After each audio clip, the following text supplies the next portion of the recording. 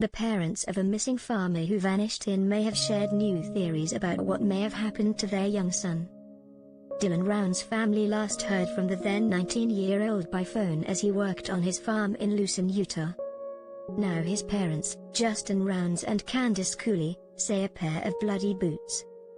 And the location of Dylan's phone may hold some answers to the mystery of what has happened to their son.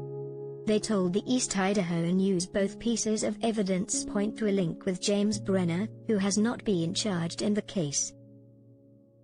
Brenner, 59, is one of two men who are thought to have had contact with Dylan before his disappearance, the outlet reports. He has been arrested for felony gun crimes along with Chase Venstra, 41. But Dylan's parents believe Brenner also knows what happened to their son, whose disappearance police are now treating as a homicide investigation. Justin and Candace believe the case hinges on a pair of Dylan's boots, which they say had blood on them and were found close to Brenner's property. Candace said, "Brenner has admitted he's the one who took the boots out there. He said he found them by the shed, on the property, picked them up, moved them by his camper somewhere, and then decided Dylan wasn't coming back for them." As for Dylan's phone, it was found at the bottom of a pond on June 18. Justin said call records show his son called Brenner on the day he disappeared.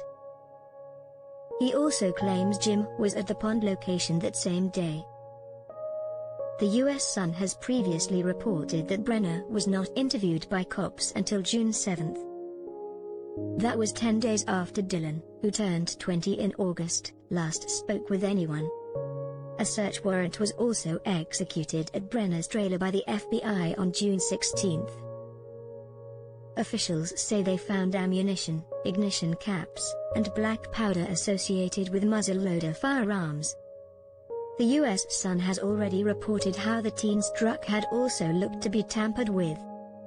His parents said it appeared too clean and was put in four-wheel drive.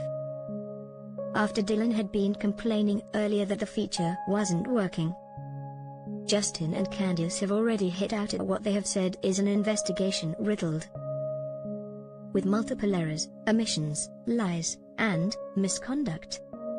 The key fob to Dylan's truck was brought back and placed in Dylan's camp trailer.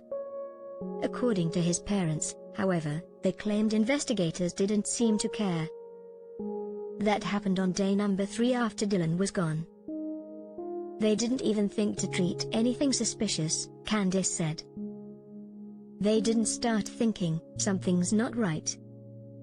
Somebody's bringing this kid's stuff back now and he's missing. No, nothing. They just continued on their merry way. Candace previously told East Idaho News she believes her son was taken and he did not leave his place willingly. Dylan was last seen working on his farm, where he reportedly had a strange encounter with an unknown man days earlier. The man was walking down the gravel road barefoot. He flagged Dylan down, who was in his truck, Rounds' Aunt Katie Wells told East Idaho News. She added that on the Wednesday before his disappearance, Rounds spoke with several family members on the phone about the man. He asked to use Dylan's phone and was acting erratically. Dylan felt the man was dangerous and may have been high. When he asked Dylan for a ride, Dylan did not give him a ride.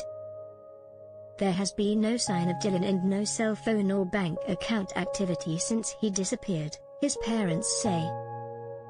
Following Candace and Jim's new claims, the Boxelder County, Utah Sheriff's Office told EastIdahoNews.com their case has been established as credible. They added, locating Dylan Rounds, protecting the integrity of the investigation, and our ability to impose criminal responsibility upon anyone involved in his disappearance are our utmost priorities.